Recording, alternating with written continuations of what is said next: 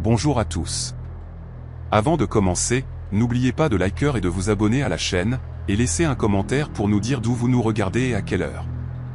Ainsi, YouTube continuera à vous proposer des histoires comme celle-ci. Maintenant, commençons.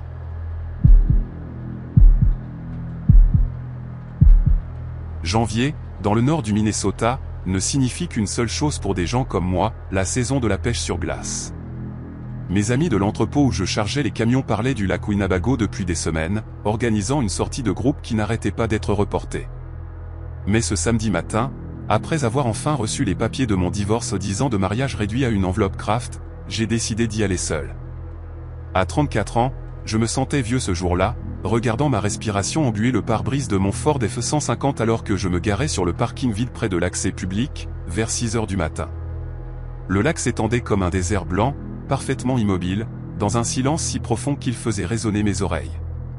Je pêchais sur la glace depuis que mon permis avait emmené pour la première fois à 7 ans. Je savais ce que je faisais. Ou du moins, je le croyais. La météo avait promis un ciel dégagé et des températures autour de moins 10 degrés Celsius. Froid, mais supportable pour une journée entière sur la glace. J'ai traîné ma cabane portative, mon trépan et mon seau d'équipement à environ 300 mètres du rivage, dépassant les groupes de cabanes de pêche permanentes qui parsemaient la zone plus proche de la terre. Je voulais la solitude. J'en avais besoin, en réalité. L'endroit que j'avais choisi était isolé, près d'un point où les cendres aiment se rassembler dans les eaux plus profondes. À 7h30, j'avais percé mes trous, monté mon abri et lancé ma première ligne. La glace sous mes pieds semblait solide, peut-être 25 cm d'épaisseur, à en juger par les copeaux du trépan. Je me souviens avoir pensé à quel point c'était thérapeutique, là-bas, rien que moi, le froid et le mouvement rythmé de la pointe de ma canne. Pas d'avocat, pas de dispute pour savoir qui garderait la maison, pas de vision de mon ex-femme en train d'emballer ses affaires dans des cartons. Juste de la glace, de l'eau et des poissons. Vers 11 heures, le vent a commencé à se lever du nord-ouest. Rien d'alarmant au début, juste des rafales régulières qui faisaient trembler les parois de ma cabane. Je suis sorti pour vérifier mes types UPS, ces petits dispositifs à drapeau que j'avais installés à environ 20 mètres, dispersés en un motif irrégulier. Le ciel avait changé pendant que j'étais à l'intérieur. Plus ce bleu hivernal vif, mais un gris pâle qui semblait peser sur tout. J'ai remarqué que les cabanes permanentes au loin paraissaient plus petites, comme plus éloignées que dans mon souvenir. J'ai mis cela sur le compte de la lumière plate qui jouait des tours. La façon dont tout peut paraître déformé sur un lac gelé quand les nuages arrivent. J'ai pris un thermos de café sur ma luge et me suis versé une tasse, regardant la vapeur s'élever et disparaître dans l'air froid. Quelques autres camions étaient arrivés sur le parking. Je pouvais voir leur silhouette minuscule près du rivage, mais personne ne s'était aventuré aussi loin. Cela aurait dû être mon premier indice que quelque chose n'allait pas. Je remontais un petit perche, peut-être de 15 cm, quand je l'ai entendu. Un grognement profond et résonnant qui semblait venir de partout à la fois, vibrant à travers mes bottes et dans ma poitrine. La glace fait du bruit tout le temps, surtout sur les grands lacs. Elle se dilate et se contracte, créant ces sons étranges que les novices trouvent terrifiants, mais que les vétérans apprennent à ignorer. Mais ce son était différent. Il a été suivi d'un craquement sec, comme un coup de feu, quelque part derrière moi, vers le nord. J'ai posé ma canne et me suis dirigé vers le bord de ma zone de pêche, scrutant l'étendue blanche. C'est alors que j'ai remarqué que ma boîte à pêche avait bougé. Pas tombée, pas poussée par le vent. Elle avait glissé d'environ 1 mètre sur ma gauche, laissant une trace légère sur la surface de la glace. Je suis resté là à la fixer, mon cerveau essayant de comprendre ce que je voyais. Puis je l'ai senti sous mes bottes, une inclinaison subtile et dérangeante, comme si je me tenais sur un bateau qui venait de prendre une vague. Je me suis laissé tomber à genoux et ai pressé ma paume nue contre la glace, sentant le mouvement. La surface était humide, glissante, avec un fin film d'eau qui n'était pas là 1 heure plus tôt. Mon cœur a commencé à battre à tout rompre alors que je me précipitais vers ce que je croyais être la direction du rivage. C'est alors que je l'ai vu clairement pour la première fois, une ligne noire et dentelée traversant le blanc à environ 12 mètres devant moi, s'étendant dans les deux directions aussi loin que je pouvais voir. De l'eau libre. La fissure avait séparé ma section de glace de la nappe principale. Et le vent me poussait, poussant toute la plateforme gelée sur laquelle je me tenais, lentement mais sûrement vers le centre du lac Winnebago. Je suis retourné en courant vers ma cabane et ai attrapé mon téléphone dans la poche de ma veste. Pas de réseau. Bien sûr, pas de réseau. J'étais au milieu de nulle part, dans le Minnesota, et la tour de téléphone la plus proche était probablement à 25 km. J'ai essayé quand même, tenant le téléphone vers le ciel gris comme si cela pouvait aider, regardant ces barres vides se moquer de moi tandis que la glace sous mes pieds continuait sa lente et terrible dérive. L'écart d'eau libre s'élargissait. Ce qui faisait peut-être 1 mètre quand je l'avais repéré pour la première fois était maintenant plus proche de 2,5 à 3 mètres, l'eau sombre tourbillonnant avec des morceaux de glace brisés. J'ai pensé à sauter, à faire un bond et à sauter par-dessus avant qu'il ne s'élargisse davantage.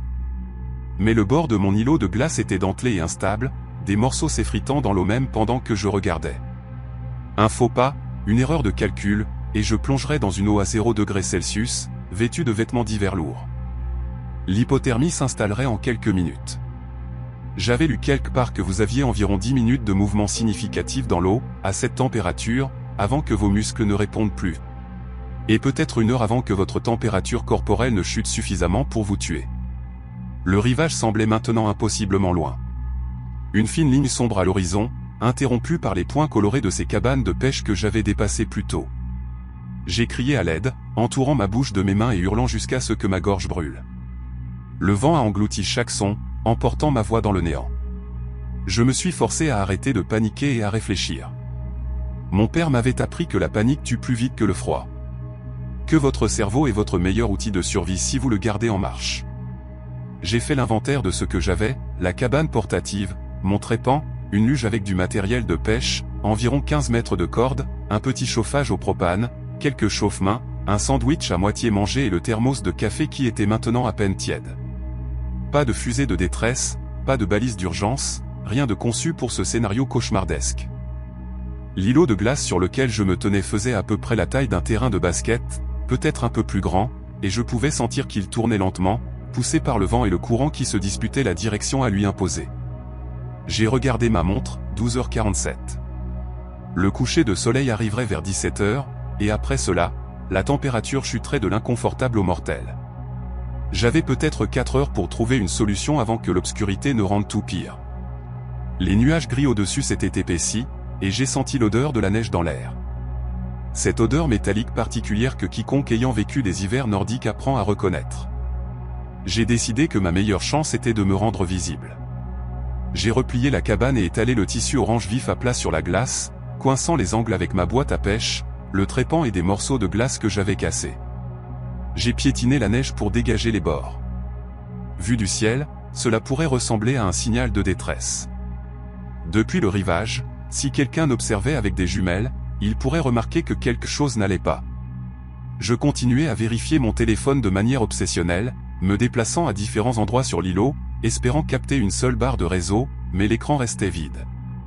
L'écart d'eau entre moi et la nappe de glace principale faisait maintenant au moins 9 mètres, une rivière noire qui semblait pulser d'une énergie malveillante. Je pouvais voir que la glace sur laquelle je me tenais n'était pas uniforme. Certaines sections étaient épaisses et blanches, d'autres plus sombres et plus fines, là où le courant les avait usées par en dessous. J'ai commencé à cartographier mentalement les zones sûres, restant près du centre où la glace semblait la plus solide, évitant les bords où des fissures s'étiraient comme des toiles d'araignée à chaque rafale de vent. Vers 14 heures, le premier morceau s'est détaché. Je l'ai entendu avant de le voir, un bruit de grincement et de déchirure, comme des os qui se brisent. Puis un morceau de la taille d'une table de salle à manger s'est simplement incliné et a glissé dans l'eau, du côté nord de l'îlot. Je l'ai regardé flotter un instant avant que le courant ne l'emporte. Disparu en quelques secondes. Mon territoire rétrécissait.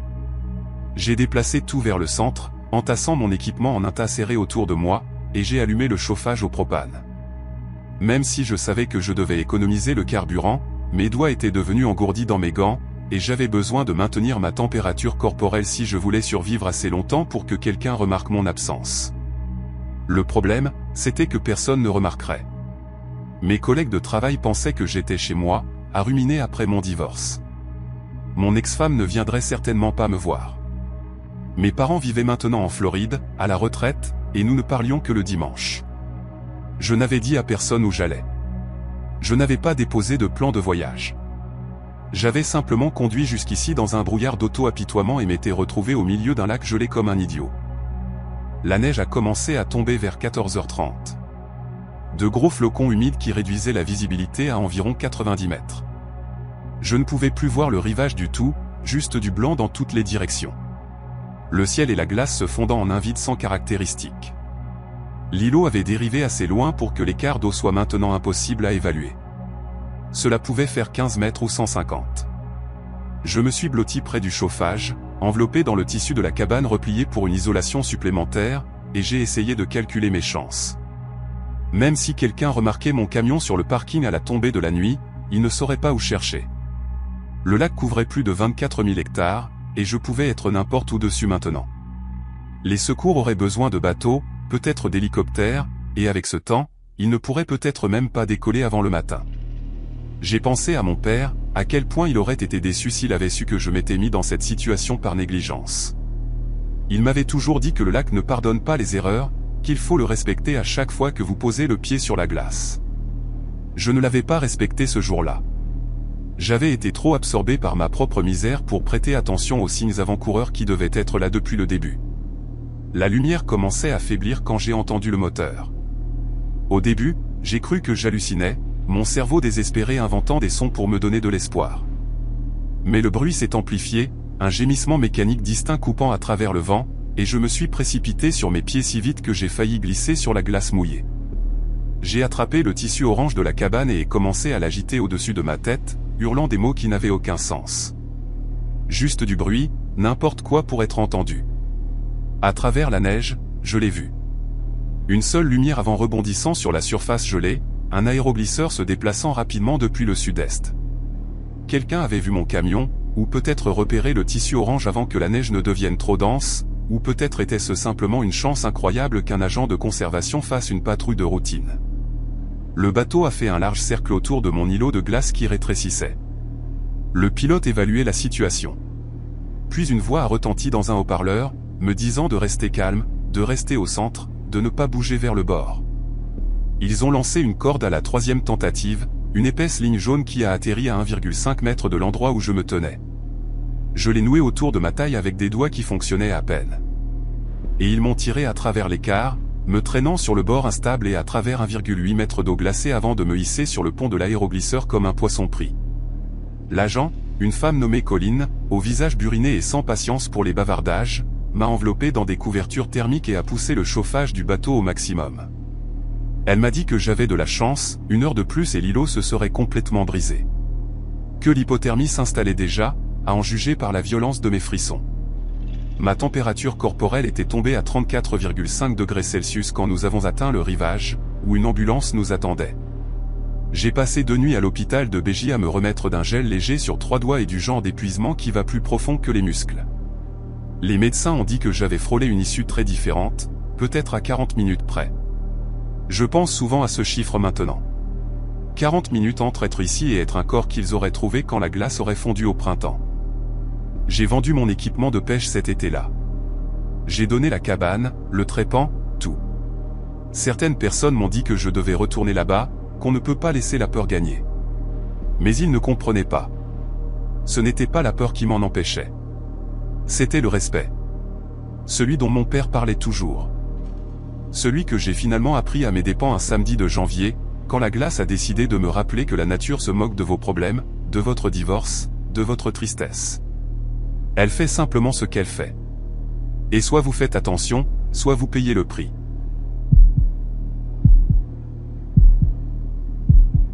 Quiconque a survécu à une véritable tempête de neige connaît le silence qui l'accompagne. Ce calme lourd et étouffé qui vous donne l'impression d'être enterré vivant, même chez vous. J'habitais depuis environ 8 mois dans l'ancienne ferme de ma grand-mère, dans le Wisconsin rural, quand la pire tempête depuis 15 ans a décidé de traverser la région. Elle était décédée le printemps précédent, me laissant la propriété dans son testament, et j'y avais vu un signe pour recommencer après l'échec de mon mariage. Ma promotion de lycée avait eu sa réunion des 10 ans la même année, ce qui devrait vous donner une idée de l'endroit où j'en étais dans ma vie. Assez vieux pour savoir mieux, assez jeune pour faire encore des choix stupides. La maison se trouvait au bout d'une route privée de 3 km, entourée de rien d'autre que des champs de maïs gelés et d'une forêt dense de pins. Mon plus proche voisin, un agriculteur âgé nommé Waltubar, vivait si loin que je pouvais crier à plein poumon sans que personne ne m'entende. Cette pensée ne m'avait jamais dérangé auparavant. L'isolement était tout le but. Je voulais disparaître un moment pour comprendre qui j'étais sans un mari qui définissait chacun de mes mouvements. Mais quand le service météorologique national a émis un avertissement de blizzard sévère ce lundi matin, prévoyant jusqu'à 90 cm de neige et des rafales de vent dangereuses, j'ai commencé à ressentir le poids de ma solitude. J'ai passé cette matinée à m'assurer d'être prêt pour le pire. Le garde-manger était rempli de conserves, de pâtes, de riz et de suffisamment d'eau en bouteille pour tenir un mois. J'avais rempli la baignoire comme réserve d'eau, un truc que ma grand-mère m'avait appris quand je lui rendais visite pendant les vacances d'hiver. Le poêle à bois dans le salon était ma principale source de chaleur, et j'avais fendu et empilé du bois depuis octobre, donc je savais que je pourrais rester au chaud même si le courant était coupé pendant une semaine.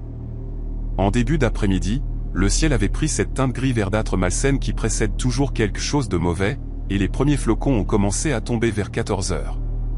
En 3 heures, je pouvais à peine voir l'ancien abri à outils qui se trouvait à environ 40 mètres derrière la maison. Juste une tache sombre dans un monde devenu entièrement blanc. Le vent s'élevait vers 17 heures, hurlant à travers les interstices des cadres de fenêtres, faisant trembler toute la maison comme si elle essayait de se secouer. Je me suis préparé un dîner simple de soupe tomate et de sandwich grillé au fromage, que j'ai mangé recroquevillé sur le canapé près du feu, en essayant de me convaincre que tout allait bien. J'étais en sécurité. J'étais préparé. Rien ne pouvait m'atteindre ici. Puis, juste après 19 heures, j'ai entendu quelque chose qui a fait se raidir chaque muscle de mon corps. Un coup faible et désespéré à ma porte d'entrée. Pendant un long moment, je n'ai pas bougé. Je suis resté assis sur le canapé avec mon bol de soupe vide sur les genoux, fixant la porte comme si elle avait soudainement poussé des dents. Personne ne venait ici. Personne.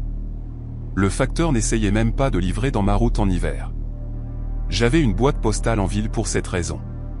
Walt Hubbard avait 83 ans et m'avait dit explicitement qu'il ne quittait pas sa maison entre décembre et mars, sauf si quelqu'un était en train de mourir. Le coup a retenti à nouveau, plus fort cette fois, plus frénétique. Et j'ai entendu autre chose sous le vent hurlant. Une voix de femme, aiguë et fine, tremblante.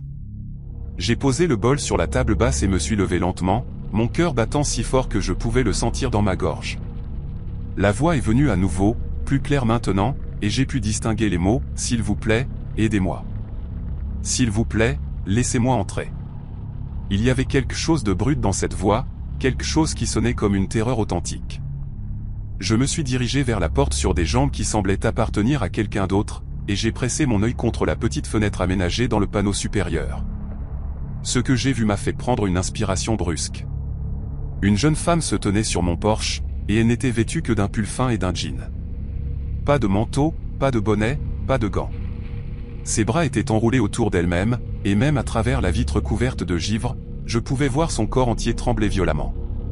Elle avait peut-être 22 ou 23 ans, avec des cheveux noirs plaqués sur son visage par la neige et le vent, et sa peau avait pris cette teinte bleutée cireuse qui accompagne une exposition sérieuse au froid. Elle m'a vu regarder et son visage s'est décomposé de soulagement, des larmes traçant des sillons dans la neige sur ses joues.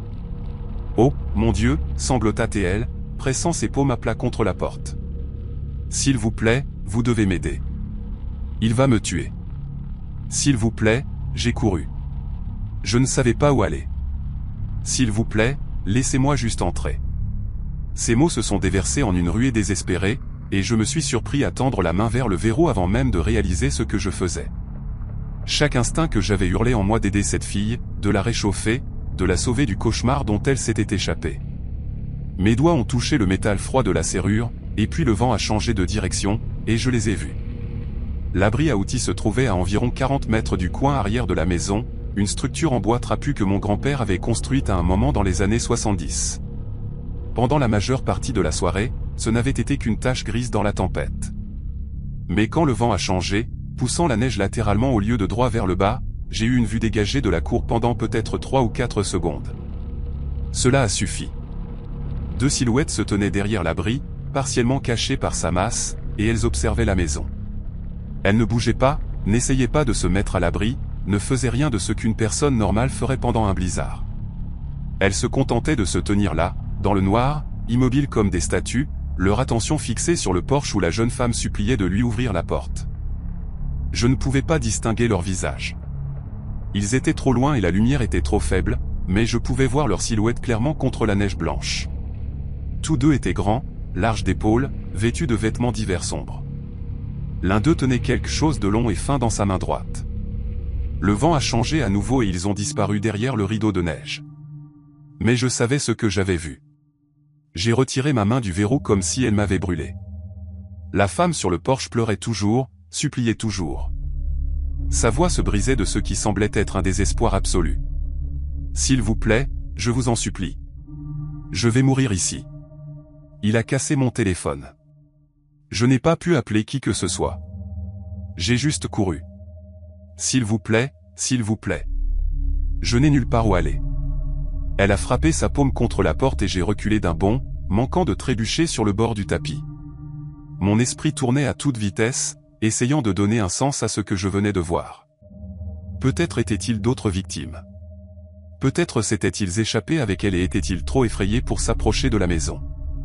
Peut-être étais-je paranoïaque et étaient-ils simplement des voisins dont j'ignorais l'existence, vérifiant les propriétés pendant la tempête. Mais rien de tout cela n'expliquait pourquoi ils se cachaient. Rien de tout cela n'expliquait pourquoi ils observaient au lieu d'aider. Et rien de tout cela n'expliquait la façon dont les yeux de la jeune femme ne cessaient de se diriger sur le côté, vers le coin de la maison, comme si elle vérifiait quelque chose ou quelqu'un. Je me suis reculé davantage dans le salon, ma main trouvant le dossier du canapé pour me soutenir.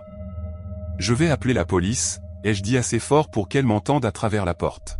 « Ils peuvent venir vous aider. Restez là et je vais faire venir de l'aide. » Ce qui s'est passé ensuite est quelque chose que je n'oublierai jamais.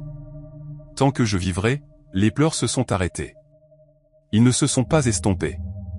Ne se sont pas transformés en sanglots ou en pleurs silencieux. Ils se sont simplement arrêtés, comme si quelqu'un avait éteint un interrupteur. Pendant un moment, il n'y a eu que le son du vent et le crépitement du feu derrière moi. Puis la femme a parlé à nouveau, et sa voix était complètement différente. Plus de tremblement, plus de désespoir, plus de terreur brute. Ce qui l'a remplacé était plat, calme, presque ennuyé. « Ça ne marchera pas », a-t-elle dit. Les mots sont sortis lentement et délibérément, comme si elle expliquait quelque chose de simple à un enfant qui ne comprenait pas tout à fait. Je suis resté figé au milieu de mon salon, fixant la porte, essayant de réconcilier ce que j'entendais avec la fille brisée et sanglotante que j'avais vue quelques secondes plus tôt. Elle ne faisait même plus semblant. À travers la petite fenêtre, je pouvais voir que son visage avait aussi changé. L'expression de peur décomposée s'était lissée en quelque chose de vide et de patient. Elle a légèrement incliné la tête, comme un chien entendant un son étrange, et a regardé directement vers la fenêtre où elle savait que je l'observais. « Les lignes téléphoniques sont coupées », a-t-elle dit, cette voix terrible et plate traversant la tempête. « Le service cellulaire est hors service depuis des heures. Personne ne vient vous aider. » Mon téléphone était sur le comptoir de la cuisine. Je ne l'avais pas vérifié depuis plus d'une heure, peut-être plus. J'avais envie de courir vers lui pour prouver qu'elle avait tort, mais je ne pouvais pas me forcer à bouger. Je ne pouvais pas détourner les yeux de son visage dans cette fenêtre, de la façon dont elle me fixait avec une expression qui ne contenait rien. Pas de colère, pas de frustration, pas d'émotion du tout. C'était comme regarder un masque fait de peau. « Vous auriez dû simplement ouvrir la porte », a-t-elle dit, et quelque chose dans son ton a fait que cela sonnait presque comme un conseil sincère, comme si elle était désolée que j'ai fait le mauvais choix. Ça aurait été plus rapide. Puis elle a tourné la tête vers l'arrière de la maison, vers l'endroit où j'avais vu ces deux figures se cacher, et elle a hoché la tête une seule fois. Un petit mouvement rapide qui signifiait tout et confirmait chaque horrible suspicion hurlant dans mon cerveau. J'ai entendu des pas, puis des pas lourds et craquants dans la neige venant du côté de la maison, venant de la direction de la porte arrière. J'ai finalement rompu la paralysie qui m'avait saisi et j'ai couru vers la cuisine, priant pour m'être souvenu de verrouiller l'entrée arrière, priant pour que le verrou tiendrait, priant pour que ce ne soit qu'un horrible cauchemar dont je me réveillerais d'une seconde à l'autre. La porte arrière était verrouillée. Je l'ai atteinte juste au moment où une ombre passait devant la petite fenêtre aménagée dans sa moitié supérieure, et j'ai frappé ma paume contre le verrou pour m'assurer qu'il était bien engagé. C'était une vieille porte, en chêne massif que mon grand-père avait installée lui-même des décennies plus tôt, mais le cadre autour était d'origine, vieilli de plus de 100 ans et pas près d'être aussi solide que je l'aurais souhaité. J'ai attrapé mon téléphone sur le comptoir avec des doigts tremblants et j'ai regardé l'écran. Pas de réseau. Elle disait la vérité sur ce point. Le téléphone fixe était dans le salon, un appareil à fil que ma grand-mère n'avait jamais jeté, et j'ai couru pour le prendre. Mort. Rien que le silence vide quand je l'ai porté à mon oreille. Ils avaient coupé la ligne quelque part à l'extérieur, probablement des heures plus tôt, probablement pendant que je dînais et me sentais en sécurité, me félicitant d'être si bien préparé. Un coup sourd contre la porte arrière m'a fait me retourner et j'ai entendu une voix d'homme pour la première fois. Basse et rauque, étouffée par le bois. « Ouvrez », a-t-il dit. Pas de désespoir, pas d'histoire inventée, pas de prétention. Juste un ordre simple, comme s'il s'attendait à être obéi. Un autre coup, plus fort cette fois, et j'ai vu la porte trembler dans son cadre. J'avais besoin d'une arme. La pensée a traversé ma panique comme une lame, nette et claire. J'avais besoin de quelque chose pour me défendre, car ces gens allaient entrer dans ma maison d'une manière ou d'une autre, et je n'allais pas leur faciliter la tâche. Ma grand-mère gardait un fusil de chasse dans le placard de l'entrée, un Remington 12 de calibre qu'elle utilisait pour effrayer les coyotes quand ils s'approchaient trop près de son poulailler. Je ne l'avais jamais utilisé moi-même, mais je l'avais vu le faire assez de fois, et je savais qu'il était chargé. Elle le gardait toujours chargé. Elle disait qu'un fusil déchargé était à peu près aussi utile qu'une théière en chocolat. J'ai couru vers le placard et ouvert la porte d'un coup sec, mes yeux balayant l'intérieur sombre jusqu'à ce que je trouve la crosse en bois familière appuyée dans le coin. Je l'ai attrapée, vérifié que la sécurité était désactivée comme je l'avais vu faire 100 fois, et me suis positionné dans le couloir où je pouvais voir les portes avant et arrière. Les coups contre la porte arrière avaient cessé, et pendant un moment, le seul son était le vent et ma propre respiration haletante. Puis j'ai entendu quelque chose de pire. Le craquement aigu de bois qui se fendait, venant de la direction de la buanderie. La petite entrée latérale que j'avais presque oubliée. Ils avaient trouvé le point faible. La porte de la buanderie était fragile, une chose bon marché en bois creux que le propriétaire précédent avait installée à un moment dans les années 90. J'avais l'intention de la remplacer depuis que j'avais emménagé. J'avais même regardé les prix des portes en bois massif au magasin de bricolage en ville. Mais je n'avais cessé de reporter, car l'hiver arrivait et j'avais 100 autres choses dont m'occuper. Maintenant, cette décision allait me coûter la vie. J'ai entendu un autre craquement, plus fort cette fois, et le son de quelque chose de lourd frappant la porte encore et encore. J'ai levé le fusil de chasse et l'ai pointé vers l'entrée de la buanderie, essayant de garder mes bras stables, essayant de me souvenir de tout ce que ma grand-mère m'avait enseigné. Elle disait que le son d'un fusil de chasse qu'on arme était suffisant pour arrêter la plupart des ennuis avant qu'ils ne commencent. Je l'ai fait maintenant. Ce clic-clac distinctif résonnant dans le couloir, et j'ai hurlé à plein poumon, « J'ai un fusil. Je vais vous tirer dessus. Éloignez-vous de ma maison. » Pendant un moment, tout est devenu silencieux. Les coups ont cessé. Le vent semblait retenir son souffle. Je me tenais là, dans le couloir, le fusil devenant lourd dans ma prise, la sueur coulant le long de mes tempes malgré le froid. Et j'ai attendu. 5 secondes. 10 et 15. Puis j'ai entendu quelque chose qui a failli me faire plier les genoux.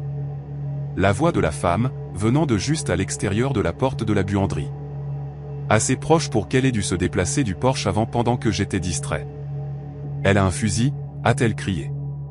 Ce même ton plat traversant le bois endommagé. Un Remington, ça a l'air d'un calibre 12. Silence à nouveau. Je pouvais les entendre communiquer d'une manière ou d'une autre. De faibles murmures à peine audibles par-dessus la tempête, puis des pas s'éloignant de la buanderie. Se dirigeant vers l'arrière de la maison, vers quelque chose que je ne pouvais pas voir. Je ne savais pas s'ils battaient en retraite ou se regrouvaient, et j'étais trop terrifié pour bouger de ma position dans le couloir. Les minutes passaient. Peut-être 5, peut-être 20. J'ai perdu toute notion du temps, debout là avec le fusil levé, mes épaules hurlant de protestation, mes yeux brûlant de ne pas cligner des yeux. Le vent continuait à hurler. Le feu dans le poêle à bois crépitait et claquait. Et puis lentement, j'ai pris conscience d'un nouveau son. Un moteur, faible au début, puis de plus en plus fort, accompagné du crissement de pneus sur la neige. Des phares ont balayé la fenêtre avant et j'ai entendu une portière de voiture claquer, puis une autre, puis la voix d'un homme criant quelque chose que je n'ai pas pu comprendre. Je n'ai pas baissé le fusil. Je n'ai pas bougé.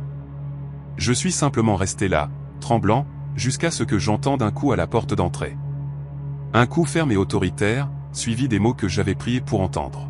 « Shérif du comté, madame. Nous avons reçu un appel concernant une possible intrusion à cette adresse. Tout va bien là-dedans ?» Il m'a fallu un long moment pour répondre, car je ne pouvais pas comprendre comment ils avaient reçu un appel alors que toutes mes lignes étaient coupées. J'ai gardé le fusil levé et me suis lentement dirigé vers la porte d'entrée, vérifiant la fenêtre pour confirmer ce que je voyais. 2 adjoints en uniforme se tenaient sur mon porche, un véhicule de patrouille du comté garé dans l'allée avec ses lumières clignotant en bleu et rouge contre la neige blanche. « Comment l'avez-vous su ?» ai-je réussi à dire, ma voix à peine reconnaissable. L'adjoint le plus âgé, un homme corpulent avec une moustache grise, s'est penché plus près de la porte. « Votre voisin l'a signalé, madame. Waltubar a dit avoir vu des phares descendre votre route plus tôt ce soir, un véhicule qu'il ne reconnaissait pas. Il a dit que ça ne lui semblait pas normal, alors il a continué à observer avec ses jumelles. Quand il a vu des gens se déplacer sur votre propriété à pied, il nous a appelés tout de suite. Ça nous a pris un moment pour arriver ici avec les routes dans l'état où elles sont. J'ai finalement baissé le fusil et ouvert la porte avec des doigts engourdis, et je devais avoir l'air d'une épave complète, car les 2 adjoints sont immédiatement entrés et ont commencé à me demander si j'étais blessé. Je leur ai tout raconté. La femme, les pleurs, les 2 figures derrière l'abri, le changement de sa voix, la porte de la buanderie. Ils ont fouillé la propriété avec des lampes torchées et ont trouvé des empreintes de pas partout, déjà remplies de neige fraîche. La porte de la buanderie pendait sur une seule charnière, le cadre fissuré et ébréché là où quelqu'un l'avait enfoncé à coups de pied. Ils ont trouvé des traces de pneus au bout de mon allée, se dirigeant vers la route principale, mais la neige tombait si fort que tout espoir de les suivre avait disparu en quelques minutes. Les adjoints sont restés avec moi jusqu'au matin, se relayant pour monter la garde pendant que l'autre dormait dans le fauteuil près du feu. Quand la tempête s'est enfin calmée à l'aube, d'autres officiers sont arrivés avec un détective du siège du comté qui m'a demandé de raconter mon histoire 3 fois de plus. Ils n'ont jamais attrapé les personnes qui ont essayé de s'introduire chez moi cette nuit-là.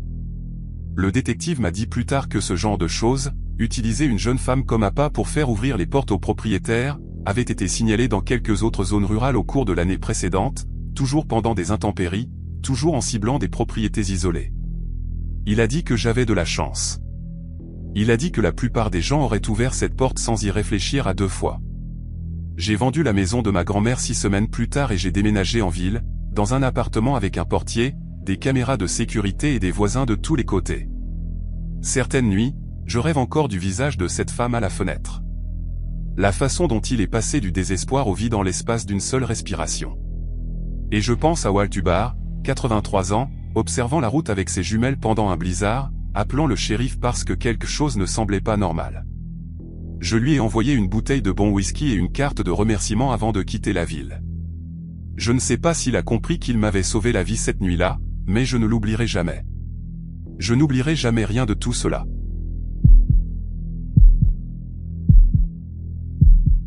Février 2022 m'a trouvé 6 mois après ce que mon avocat appelait le chapitre de la guérison et que j'appelais l'exil.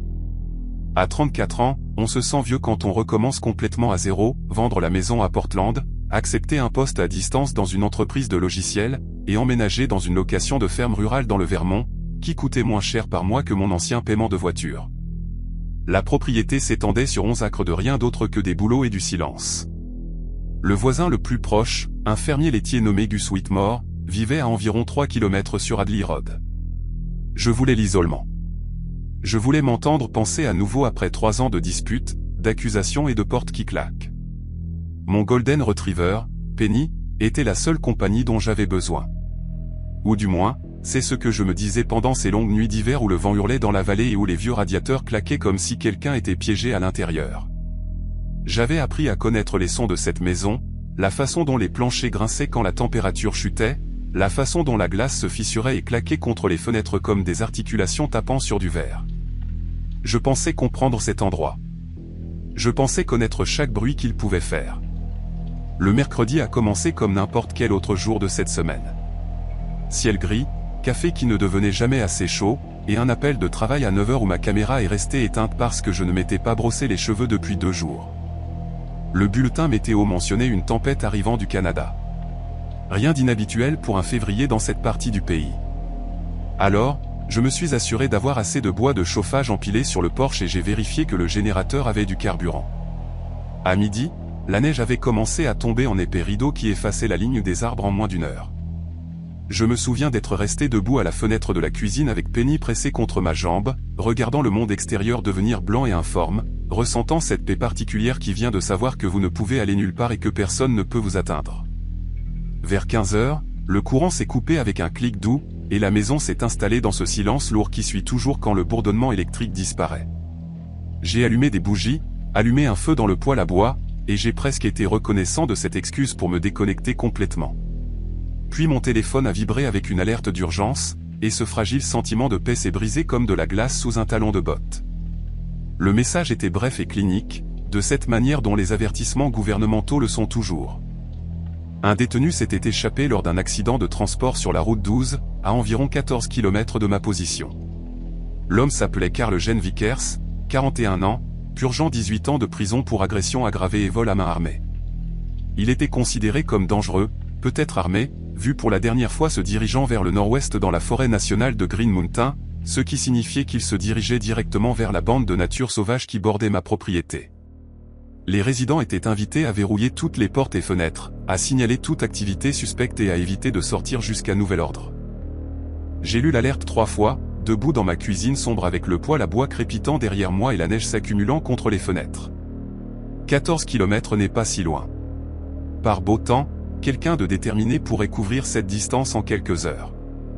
Mais dans un blizzard avec une visibilité réduite et des températures chutant en dessous de zéro, sûrement personne ne pourrait survivre assez longtemps pour arriver jusqu'ici.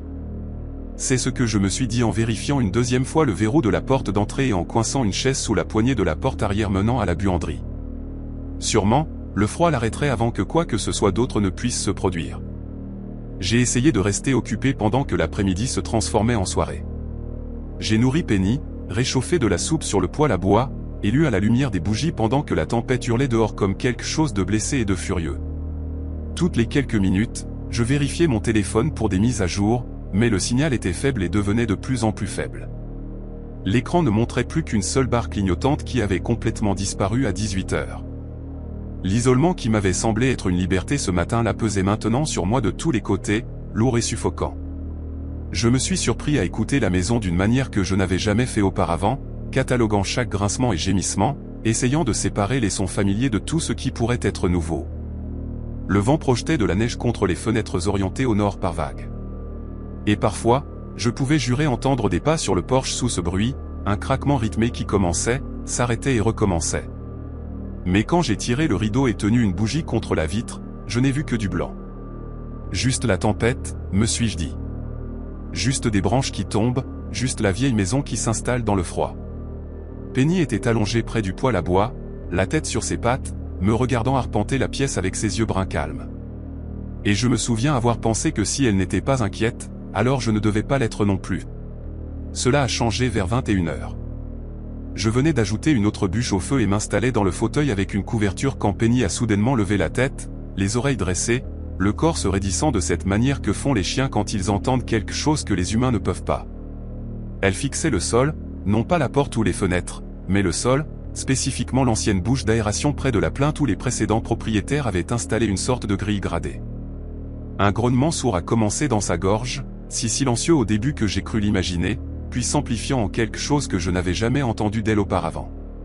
Penny était le chien le plus doux que j'ai jamais possédé, du genre qui accueillait les étrangers avec une queue qui remue, et qui n'avait jamais montré d'agressivité envers quoi que ce soit, sauf l'aspirateur. Mais maintenant, elle grognait contre cette bouche d'aération, les lèvres retroussées sur ses dents, les poils dressés le long de son échine comme une crête de fourrure sombre. Je suis resté figé dans le fauteuil, la regardant, mon cœur battant si fort que je pouvais le sentir dans mes tempes. Elle ne détournait pas les yeux de cette bouche d'aération. Et puis, sous le son du vent et du feu crépitant, je l'ai entendu, moi aussi. Un bruit de grattement, faible mais incontestable, venant de quelque part sous la maison. La ferme avait un sous-sol que je n'utilisais jamais. Le précédent locataire m'avait prévenu à ce sujet quand j'avais signé le bail. Il avait dit que les escaliers étaient pourris et que l'espace était sujet aux inondations au printemps. J'y étais descendu exactement une fois pendant ces premières semaines après mon emménagement et n'y avais trouvé que des murs de pierre qui s'effritaient, un sol en terre et une obscurité qui semblait avaler le faisceau de ma lampe torche. Il y avait deux moyens d'y accéder, une porte intérieure dans le couloir que je gardais verrouillé avec un cadenas de mon côté, et un ensemble de portes de cave extérieures sur le côté et de la maison qui s'ouvraient vers l'extérieur depuis le niveau du sol. Ces portes de cave avaient un loquet en fer lourd à l'intérieur, plus une grille de sécurité que le propriétaire avait installée des années plus tôt après une effraction dans une autre propriété qu'il possédait. J'avais vérifié cette grille quand j'avais emménagé, tirer dessus pour m'assurer qu'elle était solide, puis plus ou moins oublier qu'elle existait.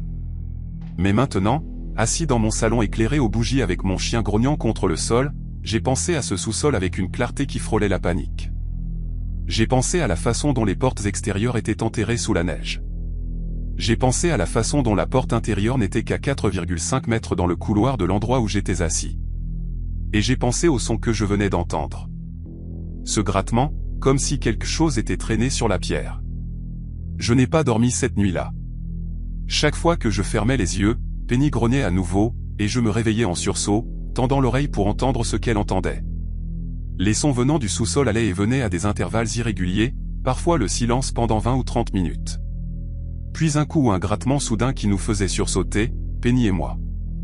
Vers minuit, j'ai entendu quelque chose de nouveau. Un cliquetis métallique, rythmé et délibéré, comme si quelqu'un tapait une clé à molette contre des barreaux de fer. Je savais exactement ce que c'était. C'était la grille de sécurité. Quelqu'un était en bas, testant la grille, essayant de trouver une faiblesse dans le métal. J'ai attrapé mon téléphone et j'ai essayé de composer le 911, mais l'écran ne montrait que pas de service dans cette police cruelle et petite. Et j'avais envie de crier, d'envie de le jeter contre le mur. La ligne fixe était morte aussi. La tempête avait dû faire tomber les lignes avec le courant. J'étais complètement coupé, seul dans cette maison avec mon chien, une porte verrouillée et ce qui faisait ses sons à 4,5 mètres de moi. J'ai pensé à fuir, à simplement attraper Penny et à me précipiter dehors dans le blizzard, mais la neige était entassée à 90 cm de haut contre le porche et la température était tombée à moins 26 degrés Celsius. Je gèlerais à mort avant d'avoir fait la moitié du chemin jusqu'à la ferme de Gus Whitmore. Alors j'ai attendu. Je suis resté assis dans ce fauteuil avec un couteau de cuisine sur les genoux et une poêle en fonte à portée de main, regardant le couloir, regardant Penny, écoutant les sons d'en bas. Le cliquetis a continué pendant ce qui m'a semblé être des heures. Parfois rapide et frénétique, parfois lent et méthodique. J'ai essayé d'imaginer ce qui se passait là-bas. Un homme dans le noir, les mains engourdies par le froid, travaillant sur les boulons qui maintenaient la grille en place, désespéré de se mettre à l'intérieur où il faisait chaud. L'image était si vivide que je pouvais presque le voir, que je pouvais presque sentir la sueur, la peur et le désespoir gelés. Toutes les quelques minutes, Penny me regardait avec ses yeux inquiets, et je lui chuchotais que tout allait bien, que nous étions en sécurité, que la grille tiendrait. Mais je n'y croyais pas. Les sons continuaient, métal contre métal. Et vers 3 heures du matin, j'ai entendu un nouveau bruit, un gémissement de protestation, comme si quelque chose cédait sous la pression. J'ai serré le couteau si fort que mes articulations m'ont fait mal. Le gémissement a cessé, puis le silence, puis rien que le vent, le feu et ma propre respiration haletante pour le reste de la nuit. L'aube est venue lentement et grise, la tempête s'étant enfin calmée en quelques flocons dispersés qui dérivaient devant les fenêtres comme de la cendre. Je n'avais pas bougé du fauteuil depuis 8 heures, et mon corps me faisait mal à des endroits dont j'ignorais qu'il pouvait me faire mal. Ma nuque, mes épaules, le bas de mon dos, où la tension s'était enroulée comme un poing. Penny s'était endormie à un moment donné vers 5 heures, recroquevillée en une boule serrée à mes pieds, mais je n'ai pas pu me forcer à fermer les yeux. Quand la première vraie lumière a traversé les rideaux, je me suis forcé à me lever. Les articulations craquant, les jambes instables sous moi. J'avais besoin de voir. J'avais besoin de savoir si ce que j'avais entendu toute la nuit était réel ou si l'isolement et la peur avaient finalement fait craquer quelque chose dans mon esprit. J'ai enfilé mes bottes et mon manteau le plus chaud, attrapé le couteau de cuisine, et je suis sorti sur le porche arrière pour la première fois depuis que la tempête avait commencé. Le monde extérieur était blanc, silencieux et étrangement immobile. Le genre d'immobilité qui vous donne l'impression d'être la dernière personne vivante. Puis j'ai regardé vers le bas, vers la neige à côté de la maison, et j'ai su que je n'avais rien imaginé. Des empreintes de pas profondes, lourdes, dans la neige fraîche, faisant le tour de tout le périmètre de la maison. Elles commençaient à la lisière des arbres, à environ 50 mètres, et s'approchaient en un chemin sinueux. Comme si celui qui les avait faites cherchait quelque chose, testant les portes et les fenêtres avant de continuer.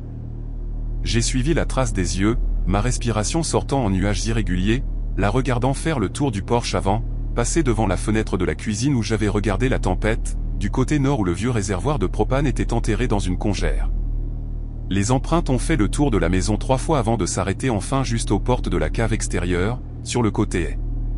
Je me suis approché de cet endroit, marchant lentement, le couteau serré dans mes doigts gelés. Les portes de la cave étaient presque complètement enterrées sous la neige, mais quelqu'un les avait dégagées. Je pouvais voir la neige perturbée, les entailles dans la glace où des mains avaient griffé le sol gelé. Les portes elles-mêmes étaient toujours fermées, le loquet en fer toujours en place, d'après ce que je pouvais voir. Mais les empreintes ne menaient pas au loin. Elles s'arrêtaient à ces portes et s'y terminaient simplement, comme si celui qui les avait faites avait fondu dans la terre ou avait été avalé par le sous-sol en dessous. J'ai couru. Je n'ai pas réfléchi, je n'ai pas planifié, j'ai simplement attrapé Penny et mes clés de voiture et j'ai traversé la neige jusqu'à ma Subaru, qui était enterrée jusqu'au passage de roue dans l'allée. Il m'a fallu 15 minutes de creusement frénétique avec mes mains nues pour dégager assez de neige pour ouvrir la porte. Encore 10 de plus pour libérer la voiture de la congère qui la retenait. Mes doigts étaient engourdis et saignaient quand j'ai enfin réussi à démarrer le moteur, mais je m'en moquais. J'ai conduit directement à la ferme de Gus Whitmore, dérapant sur Hadley Road à des vitesses qui auraient dû me mettre dans un fossé, et j'ai frappé à sa porte jusqu'à ce qu'il réponde en robe de chambre, un fusil de chasse à la main. Je devais avoir l'air fou, les yeux écarquillés, tremblant, du sang sur les mains à cause des coupures de glace, les mots sortant de moi si vite que je pouvais à peine les comprendre moi-même. Mais Gus a simplement écouté, hoché la tête une fois, et appelé le shérif du comté sur sa ligne fixe pendant que sa femme, Elaney, m'enveloppait dans une couverture et me pressait une tasse de café chaud dans les mains gelées. Les adjoints sont arrivés dans l'heure, deux jeunes hommes qui semblaient à peine assez vieux pour se raser, et je les ai conduits jusqu'à ma propriété pour leur montrer ce que j'avais trouvé. Ils ont fouillé les bois derrière ma maison pendant 3 heures. Je les ai observés depuis la fenêtre de la cuisine, Penny pressée contre mon côté alors qu'ils avançaient péniblement dans la neige avec leurs lampes torchées et leur radio, s'appelant les uns les autres dans des voix que je ne pouvais pas tout à fait entendre. Ils ont trouvé plus d'empreintes de pas dans la lisière des arbres, des signes d'un abri de fortune que quelqu'un avait construit avec des branches tombées à environ 400 mètres dans la forêt. Ils ont trouvé un morceau de tissu orange accroché à une ronce, de la même couleur qu'une combinaison de prison. Mais ils n'ont jamais vérifié sous la maison. Je leur ai parlé des sons, de la grille de sécurité, des empreintes qui s'arrêtaient aux portes de la cave et n'en ressortaient jamais. Ils ont hoché la tête poliment et ont dit qu'ils allaient enquêter, mais j'ai vu la façon dont ils se sont échangés un regard, le regard qui est passé entre eux. Juste une femme effrayée vivant seule, disait ce regard. Elle a probablement imaginé la moitié de tout ça. Ils sont partis vers midi avec des promesses de patrouiller dans la région. Et je suis resté dans mon allée, regardant leur voiture de patrouille disparaître sur Hadley Road, me sentant plus seul que je ne m'étais jamais senti de ma vie. Je ne suis pas resté une nuit de plus dans cette maison. J'ai fait un sac, chargé Penny dans la voiture, et je suis allé dans un motel à Burlington où je suis resté la semaine suivante, sursautant à chaque bruit, dormant avec les lumières allumées. J'ai appelé mon propriétaire et lui ai dit que je rompais le bail. Je lui ai dit qu'il pouvait garder la caution, que je me moquais de l'argent. Il a d'abord discuté, menacé de poursuites judiciaires. Mais quand je lui ai expliqué ce qui s'était passé, la tempête, le fugitif, les sons dans le sous-sol, sa voix a changé. Il est resté silencieux pendant un long moment, puis a dit qu'il enverrait quelqu'un vérifier la propriété. 3 jours plus tard, il m'a rappelé. Sa voix était différente maintenant, tendue et creuse, comme celle d'un homme qui avait vu quelque chose qu'il ne pouvait pas expliquer. Ils avaient trouvé la grille de sécurité pliée vers l'extérieur depuis l'intérieur. 2 des boulons étaient cisaillés net.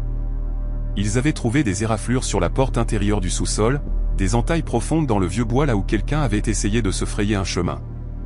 Et dans le coin éloigné du sous-sol, sous un tas de bâches et d'isolation pourries, ils avaient trouvé un nid de fortune, des boîtes de conserve vides, une couverture sale et un morceau de métal aiguisé qui semblait avoir été fabriqué à partir d'une partie de la grille elle-même.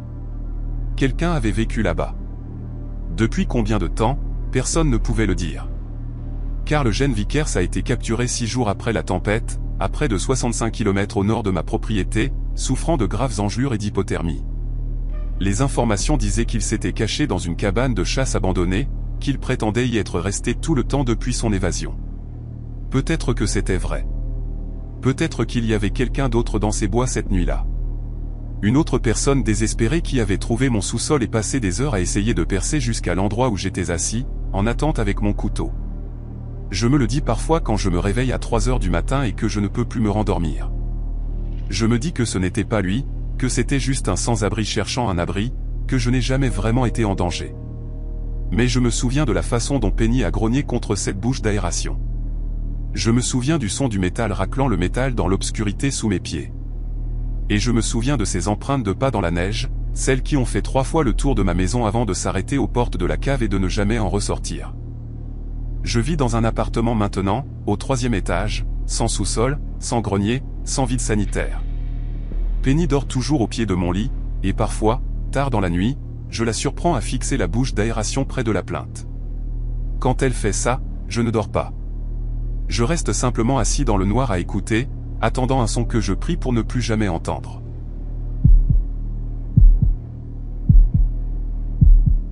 Les tempêtes de verglas dans le nord-ouest Pacifique sont rares, ce qui explique exactement pourquoi personne n'était préparé quand l'une d'elles a frappé notre région au début de l'année 2024.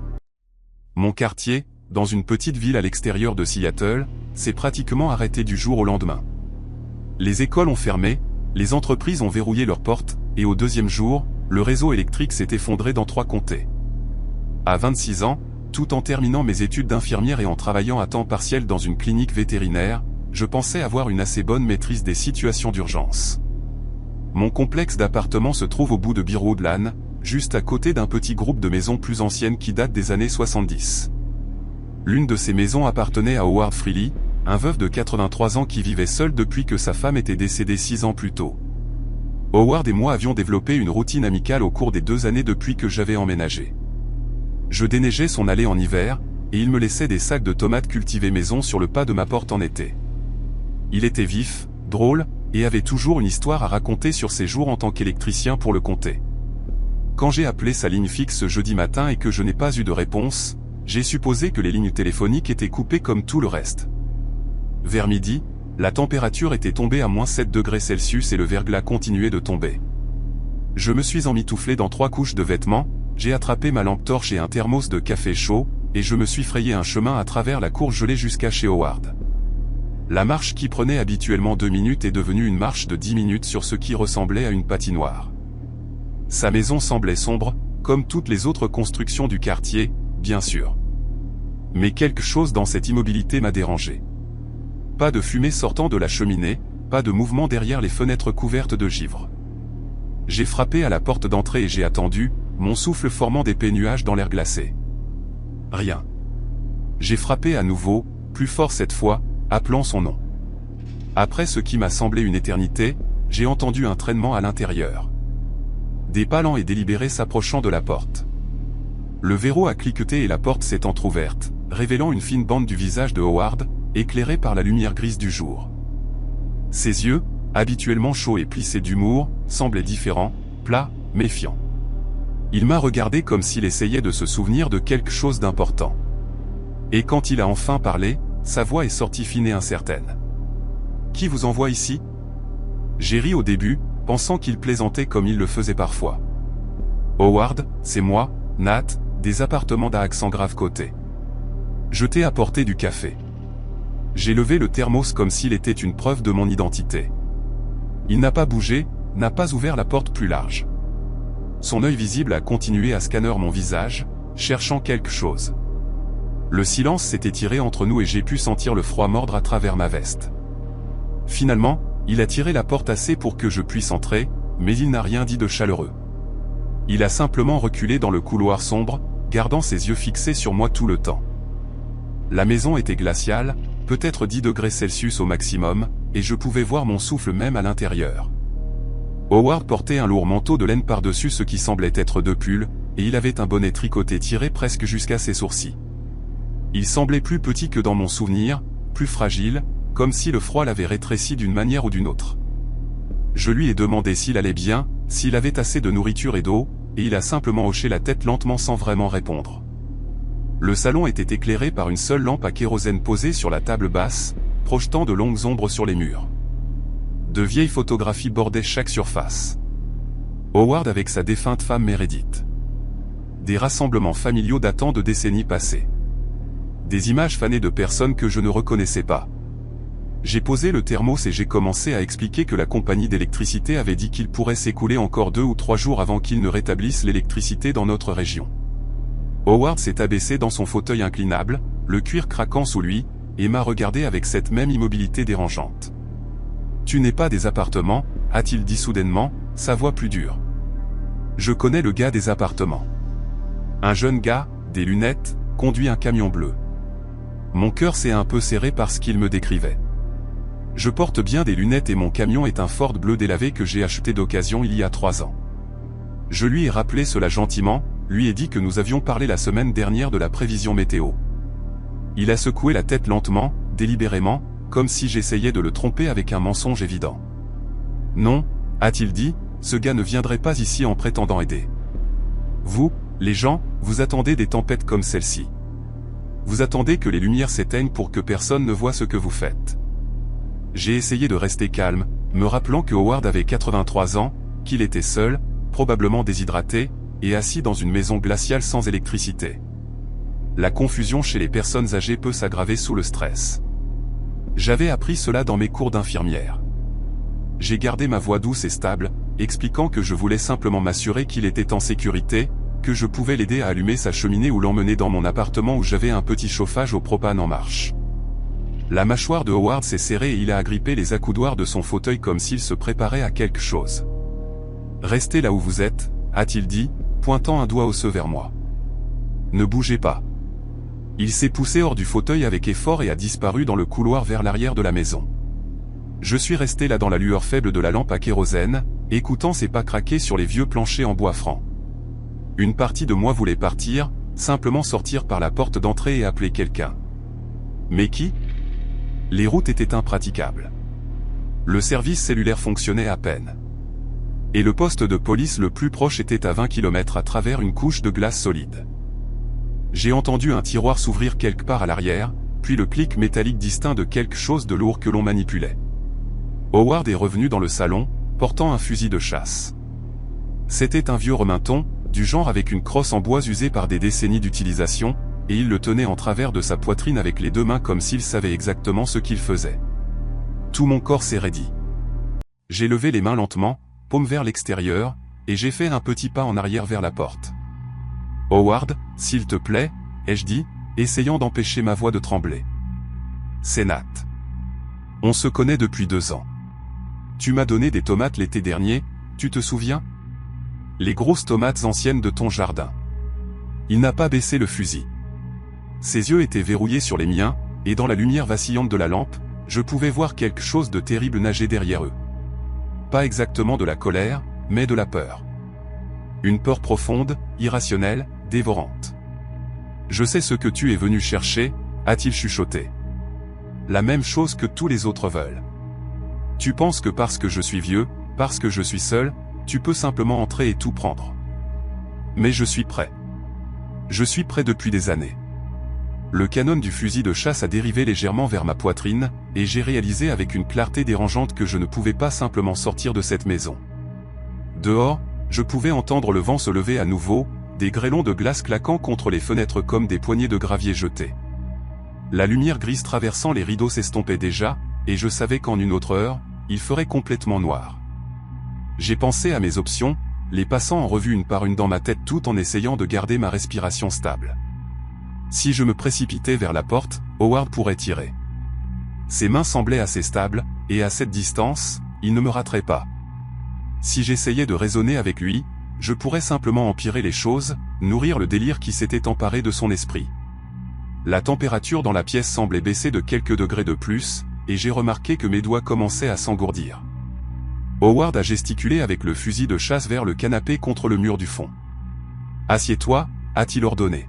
« Assieds-toi et garde tes mains où je peux les voir. » J'ai fait ce qu'il a dit, m'abaissant lentement sur le coussin froid, sans jamais détourner les yeux de l'arme. Il est resté debout près de son fauteuil, l'arme toujours pointée sur moi, et pendant un long moment, aucun de nous n'a parlé. La lampe à kérosène a vacillé, envoyant des ombres danser sur son visage buriné. Et j'ai désespérément essayé de trouver une trace du Howard que je connaissais, l'homme qui m'avait aidé à démarrer ma voiture l'hiver dernier, qui m'avait raconté des histoires sur la construction de sa maison de ses propres mains en 1978. « Howard », ai-je dit avec soin, gardant ma voix aussi douce que possible. « Quand as-tu mangé quelque chose pour la dernière fois ? Quand as-tu bu de l'eau pour la dernière fois ?» Il a cligné des yeux vers moi et pendant une seconde, j'ai vu de la confusion traverser ses traits. Pas la suspicion paranoïaque, mais une incertitude authentique. « J'ai bu du café ce matin », a-t-il dit, bien que sa voix ait vacillé comme s'il n'en était pas tout à fait sûr. Meredith l'a préparé avant de partir au magasin. Ma poitrine s'est serrée à ces mots. Meredith était morte depuis 6 ans. Je ne l'ai pas corrigée. Je ne voulais pas risquer de déclencher quelque chose de pire. Mais maintenant, je comprenais plus clairement ce à quoi j'avais affaire. Déshydratation, hypothermie, isolement. Chacun de ces éléments pouvait provoquer un déclin cognitif chez une personne de son âge, mais les trois ensemble pouvaient créer une tempête parfaite de confusion et de paranoïa. Le Howard qui se tenait devant moi avec un fusil de chasse chargé n'était pas méchant ou dangereux par nature. Il était terrifié, perdu dans une version fracturée de la réalité où sa femme décédée était encore en vie et où des étrangers venaient le voler dans le noir. Mais comprendre cela ne rendait pas le fusil moins réel, ne rendait pas ma situation moins désespérée. J'avais besoin de le faire parler, de le garder calme, et de trouver un moyen, d'une manière ou d'une autre, de lui enlever cette arme ou de sortir de cette maison avant que quelque chose d'irréversible ne se produise.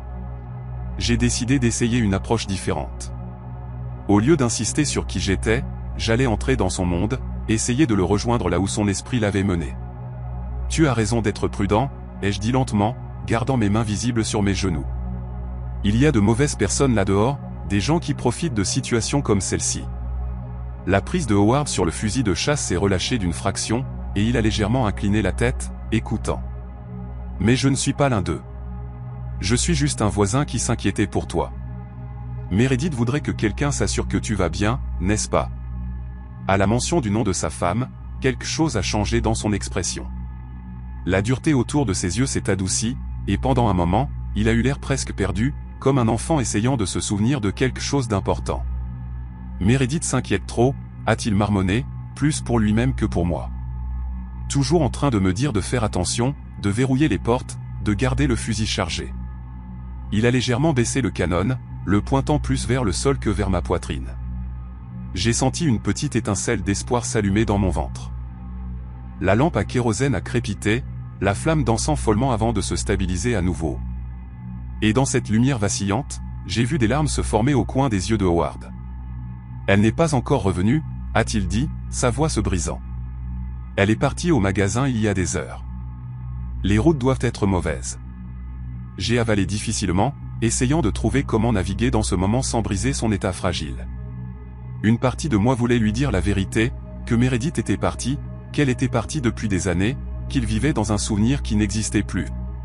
Mais je savais que cela pourrait le briser complètement, le faire sombrer dans quelque chose de encore plus dangereux. Alors, au lieu de cela, j'ai hoché la tête doucement et j'ai dit, « Les routes sont vraiment mauvaises, Howard. Elle attend probablement que ça se calme quelque part en sécurité. Elle reviendra quand la tempête sera passée. » Il a semblé accepter cela, ses épaules s'affaissant légèrement alors que la tension quittait son corps, mais il n'a pas posé le fusil. Il s'est traîné vers la fenêtre, tirant le rideau couvert de givre d'une main tout en gardant le rementon serré dans l'autre. Dehors, le monde était devenu une feuille solide de blanc et de glace recouvrant chaque surface, le ciel lourd de nuages qui promettait encore plus à venir. « Je n'aime pas ça », a-t-il chuchoté. « Je n'aime rien de tout ça. » Moi non plus. Mon téléphone était dans ma poche, mais je l'avais vérifié avant de venir. 2% de batterie et pas de réseau. Même si je pouvais appeler à l'aide, personne ne viendrait à travers cette glace. L'heure suivante s'est écoulée dans une sorte de confrontation surréaliste. Howard ne me laissait pas partir, mais il ne posait pas non plus le fusil. Il était assis dans son fauteuil avec le rementon sur ses genoux, me regardant avec ce mélange de suspicion et de confusion qui était devenu son expression par défaut. Je suis resté sur le canapé, mes mains visibles en tout temps, lui parlant en phrases lentes et soigneuses de rien en particulier, de la météo, du quartier, des histoires sur la clinique vétérinaire où je travaillais. Parfois, il répondait, offrant des fragments de souvenirs qui sautaient entre les décennies sans avertissement. Une minute, il me parlait de câbler une maison en 1982. La suivante, il me demandait si j'avais vu sa fille récemment. Je ne savais pas que Howard avait une fille. Il ne l'avait jamais mentionné en 2 ans que je le connaissais. Quand je lui ai demandé son nom, il est resté silencieux pendant longtemps avant de chuchoter Lorraine. Et quelque chose dans la façon dont il l'a dit m'a fait penser qu'il ne s'était pas parlé depuis des années. L'obscurité à l'extérieur était maintenant complète. Les fenêtres n'étaient plus que des miroirs noirs reflétant la faible lueur de la lampe à kérosène. La température à l'intérieur de la maison était tombée dans les 4 degrés Celsius, et je pouvais voir mon souffle à chaque expiration. J'ai demandé à Howard si je pouvais allumer un feu dans la cheminée, et il a secoué la tête avec force, disant que la cheminée n'avait pas été nettoyée et que nous mourions asphyxiés par la fumée. Vers 20 heures, l'énergie de Howard semblait s'effondrer d'un coup. Ses paupières sont devenues lourdes. Sa tête a commencé à s'affaisser et le fusil a glissé sur le côté dans sa prise. Je l'ai observé attentivement, à peine en train de respirer, attendant le moment où je pourrais peut-être bouger. Son menton a touché sa poitrine, et pendant quelques secondes, j'ai cru qu'il s'était endormi complètement. J'ai déplacé mon poids vers l'avant sur le canapé, me préparant à me lever pour traverser la pièce et prendre délicatement l'arme de ses mains. Mais au moment où j'ai bougé, ses yeux se sont ouverts avec une clarté surprenante, et le canon s'est de nouveau tourné vers moi. « Ne fais pas ça », a-t-il dit, sa voix soudainement nette et lucide. « Je sais ce que tu fais. Tu attends que je baisse ma garde. » Mon cœur a martelé contre mes côtes alors que je me réinstallais dans les coussins, levant à nouveau les mains en signe de reddition. « Je ne vais nulle part, Howard. Je te le promets. » Il m'a regardé pendant un long moment, cette terrible peur nageant à nouveau dans ses yeux. Puis son expression s'est effondrée en quelque chose qui ressemblait presque à du chagrin. « Je suis si fatigué, » a-t-il dit, sa voix se brisant. « Je suis si fatigué d'avoir peur tout le temps. Je ne me souviens même plus de ce que je suis censé craindre. » À ce moment-là, je l'ai vu clairement, non pas comme une menace, mais comme un homme dont l'esprit le trahissait, qui était piégé dans une prison de confusion et de terreur dont il ne pouvait s'échapper. J'ai pris une décision alors, une décision qui aurait pu me faire tuer, mais qui semblait être la seule bonne chose à faire. Je me suis levé lentement, gardant mes mouvements délibérés et visibles, et j'ai marché vers lui. Howard a levé le fusil de chasse, son doigt flottant près de la détente, mais je n'ai pas arrêté. « Que fais-tu » a-t-il demandé, sa voix montant dans la panique. « Reste en arrière. » J'ai continué à marcher, mon cœur battant si fort que je pouvais le sentir dans ma gorge, jusqu'à ce que je sois debout juste devant lui, assez près pour que, s'il tirait, il ne resterait plus rien de moi. J'ai regardé dans ses yeux confus, effrayés, épuisés. Et j'ai dit doucement, « Howard, tu as froid. Tu es fatigué. Tu n'as pas mangé depuis longtemps. Je vais m'asseoir à côté de toi maintenant, et nous allons régler ça ensemble. Je ne suis pas ici pour te faire du mal. Je ne suis pas ici pour prendre quoi que ce soit. Je suis juste ton voisin et je m'inquiète pour toi. » Pendant un long et terrible moment, il m'a simplement regardé. Le canon du rementon pressé contre mon estomac. Je pouvais sentir le métal froid à travers ma veste. Puis quelque chose dans son visage a changé, comme un nuage passant devant le soleil, et il a baissé le fusil. Il est tombé sur le sol entre nous avec un claquement, et Howard a commencé à pleurer, des sanglots profonds et déchirants qui secouaient tout son corps. J'ai passé le reste de cette nuit assis à côté de lui dans le noir glacé, lui donnant des crackers et de l'eau que j'avais trouvée dans sa cuisine, enroulant des couvertures autour de nous deux pour conserver la chaleur. Il dérivait entre la lucidité et la confusion, m'appelant parfois par mon nom, parfois par des noms que je ne reconnaissais pas, peut-être son frère, ou un vieux ami d'il y a des décennies. À l'aube, la tempête s'était enfin calmée. Une lumière pâle filtrait à travers les fenêtres glacées et j'ai entendu le grondement lointain d'une déneigeuse se frayant un chemin sur la route principale. J'ai réussi à obtenir un faible signal sur mon téléphone et j'ai appelé une ambulance. Quand les paramédicaux sont arrivés, Howard était calme, presque paisible, bien qu'il n'ait aucun souvenir de m'avoir tenu en joue pendant des heures. Ils l'ont emmené à l'hôpital où il a été diagnostiqué avec une déshydratation sévère et une hypothermie débutante, les deux ayant déclenché un épisode aigu de délire en plus de ce que les médecins ont plus tard confirmé être une démence en progression. Sa fille Lorraine est arrivée de l'Ohio 3 jours plus tard. Elles avaient été brouillées depuis plus d'une décennie, mais la crise l'a ramenée. Howard a emménagé dans un établissement de soins assistés ce printemps-là. Et je lui ai rendu visite quelques fois avant qu'il ne décède l'hiver suivant. Il ne s'est jamais souvenu de cette nuit-là. Il n'a jamais su à quel point il était proche de me tuer ou à quel point j'étais proche de m'enfuir et de le laisser seul dans cette maison gelée. Mais je m'en souviens.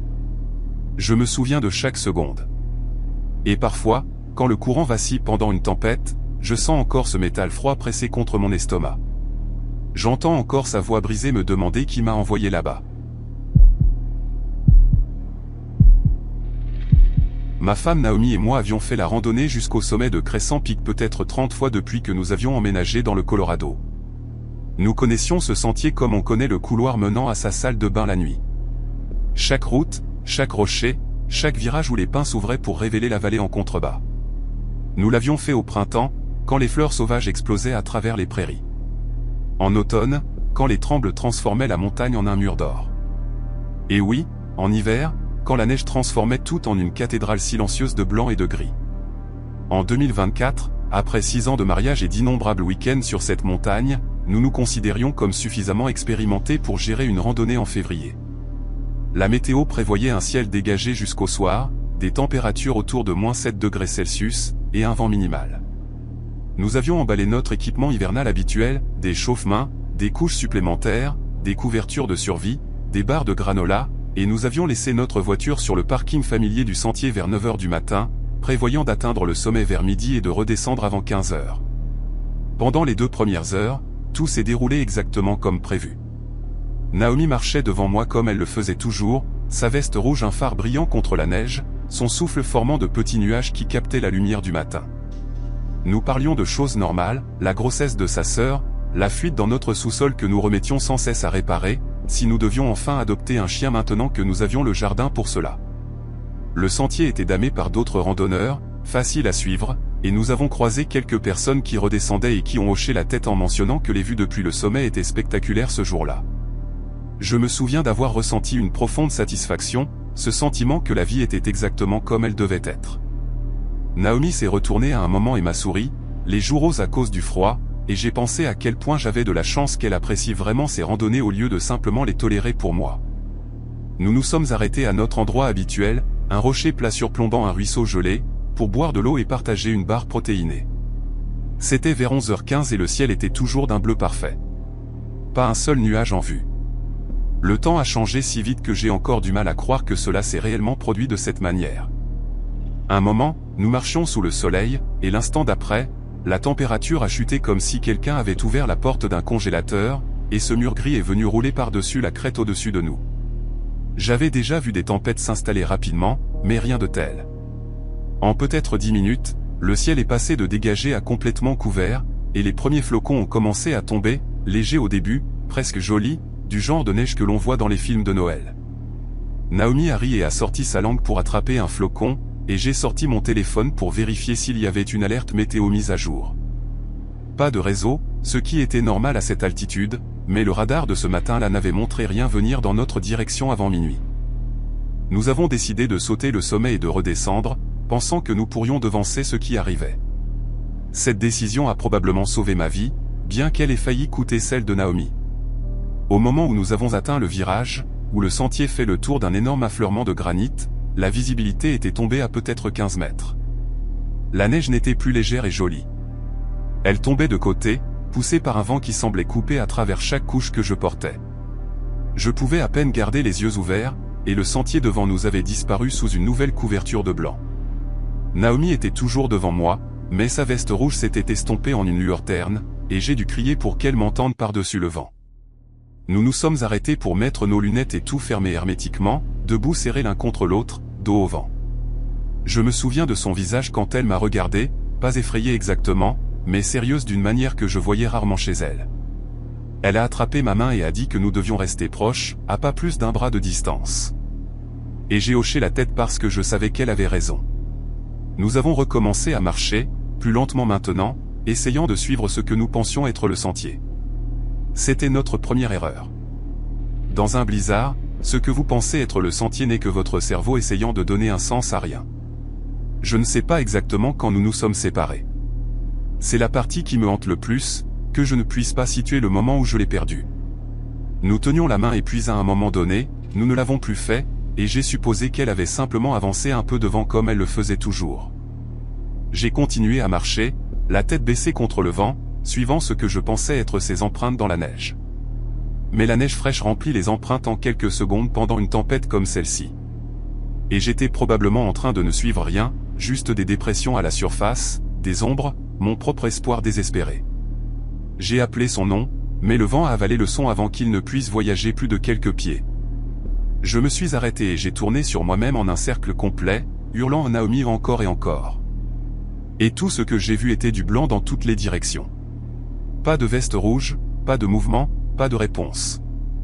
Juste ce blanc sans fin, tourbillonnant, suffocant, qui semblait pressé de tous les côtés. J'ai sorti mon téléphone avec des doigts tremblants. Toujours pas de réseau, la batterie à 62%, et le froid la vidait rapidement. J'avais peut-être quelques heures avant qu'elle ne meure complètement. La partie rationnelle de mon cerveau me disait de rester sur place. Chaque guide de survie, chaque article que j'avais jamais lu sur le fait de se perdre dans la nature disait la même chose. Ne bougez pas, restez où vous êtes. Laissez les secours vous trouver. Mais Naomi était quelque part là-bas, peut-être en train de marcher dans la mauvaise direction, peut-être blessée. Et la pensée de simplement rester immobile pendant qu'elle disparaissait dans cette tempête était insupportable. J'ai pris une décision que je remettrai en question pour le reste de ma vie. J'ai décidé de retracer mes pas et de la trouver. Le problème était que je n'avais aucune idée de la direction d'où venaient mes pas. Tout avait l'air identique. J'ai choisi une direction qui semblait juste, qui semblait descendre comme le sentier aurait dû le faire, et j'ai commencé à marcher. Toutes les quelques secondes, je m'arrêtais et hurlais son nom, écoutant toute réponse, n'entendant rien d'autre que le vent. J'ai marché pendant ce qui m'a semblé être 20 minutes, peut-être 30. Et lentement, j'ai commencé à réaliser que le terrain autour de moi ne correspondait à rien de ce dont je me souvenais du sentier. Les arbres étaient différents, plus épais, plus vieux, avec des branches qui pendaient basses et lourdes de neige. Il n'y avait pas de marqueur de sentier, pas d'empreinte de bottes, aucun signe qu'un humain ait jamais marché ici auparavant.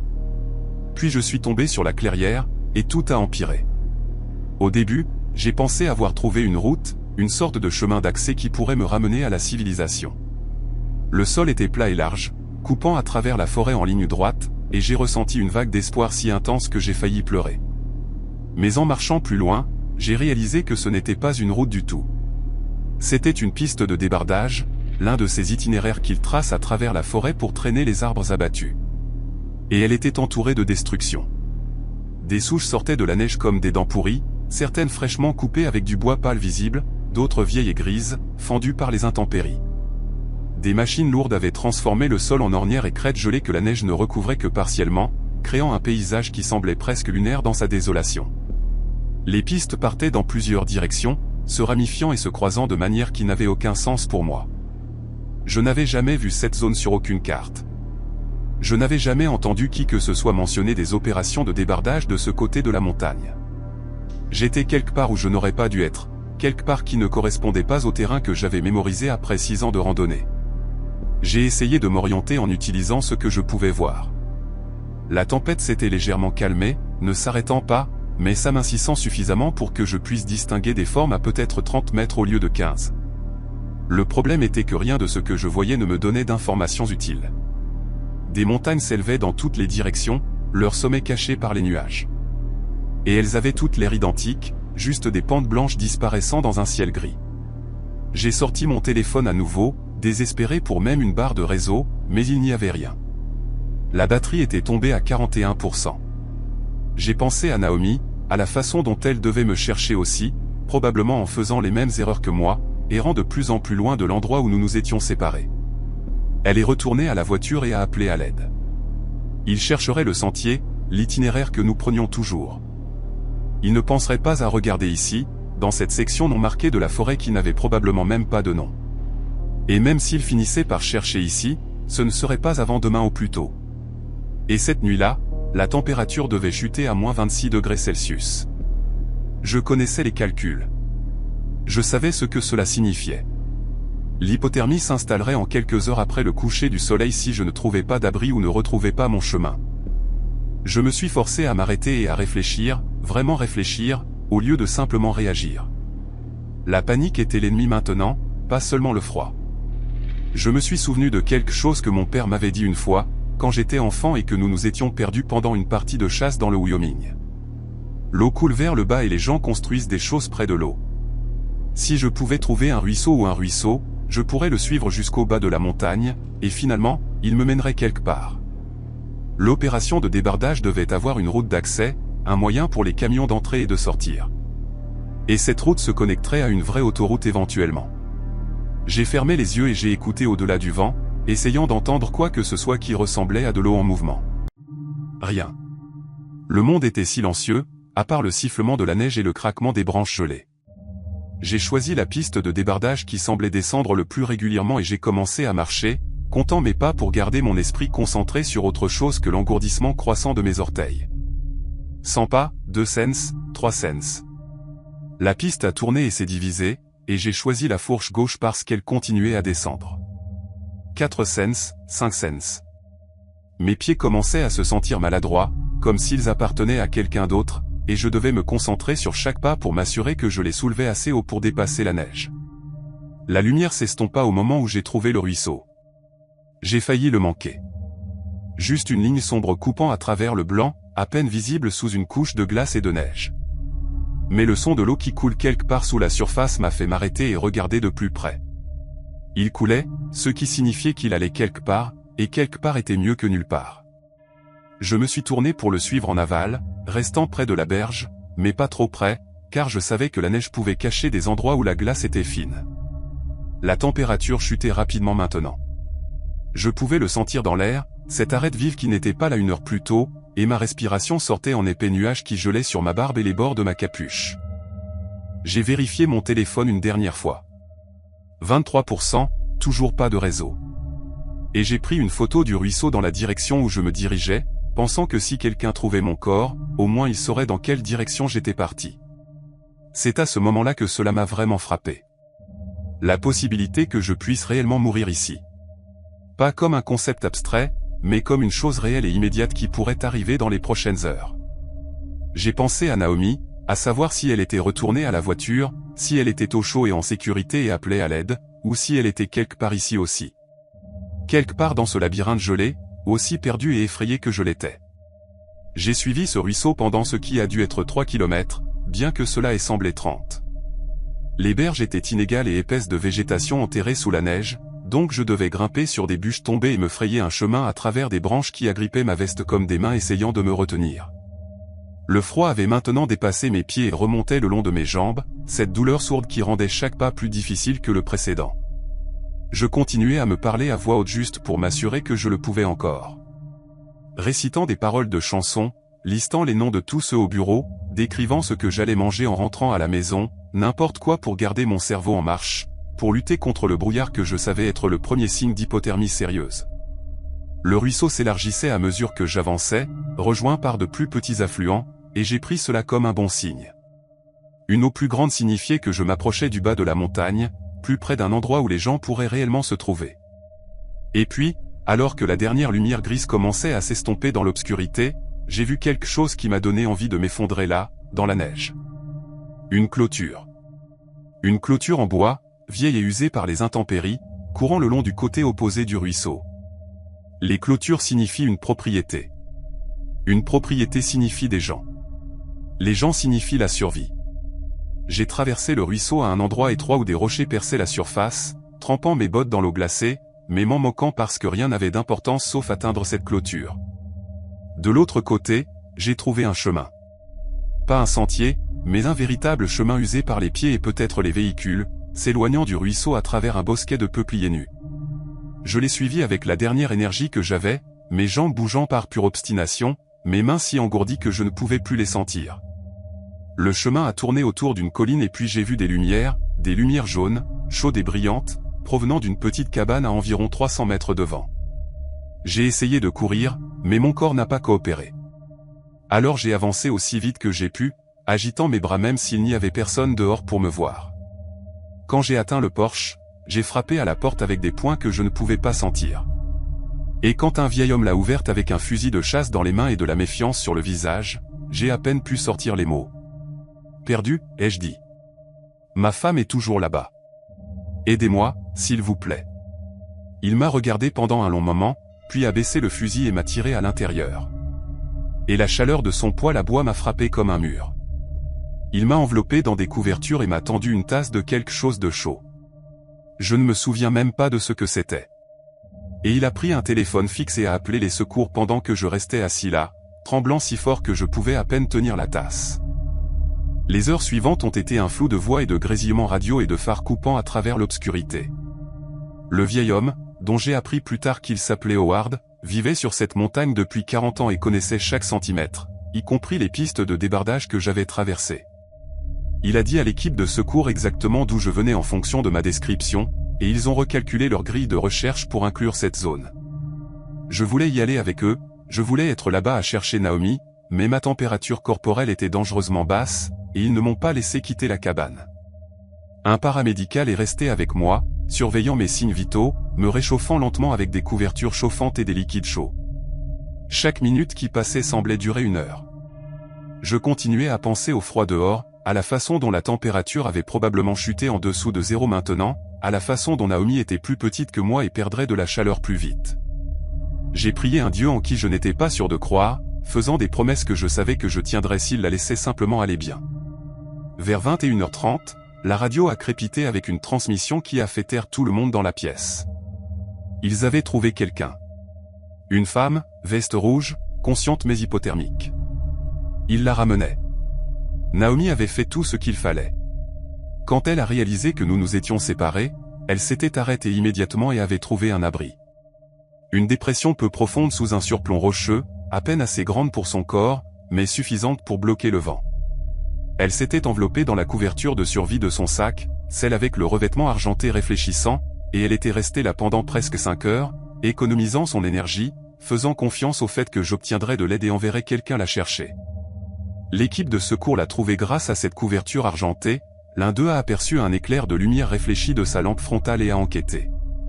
Elle avait des engelures légères sur 3 de ses doigts et une hypothermie modérée, mais elle était vivante. Ils l'ont amenée à la cabane où je l'attendais. Et quand je l'ai vue franchir cette porte, pâle, épuisée, les lèvres encore légèrement bleues, je l'ai serrée si fort que j'ai cru ne plus jamais la lâcher. Nous n'avons rien dit pendant longtemps. Nous n'en avions pas besoin. Howard se tenait dans le coin de sa cuisine, nous regardant avec cette expression tranquille. Et plus tard, il nous a dit qu'en 40 ans sur cette montagne, il avait vu beaucoup de gens se perdre et que tous ne revenaient pas. Nous avions eu de la chance, a-t-il dit. Stupide mais chanceux. Je ne pouvais pas contredire aucune de ces deux choses. Nous faisons encore de la randonnée, Naomi et moi. Nous sommes retournés à Crescent Peak l'été suivant, nous sommes tenus à l'endroit où nous nous étions séparés et avons essayé de comprendre ce qui avait mal tourné. La réponse était simple et humiliante.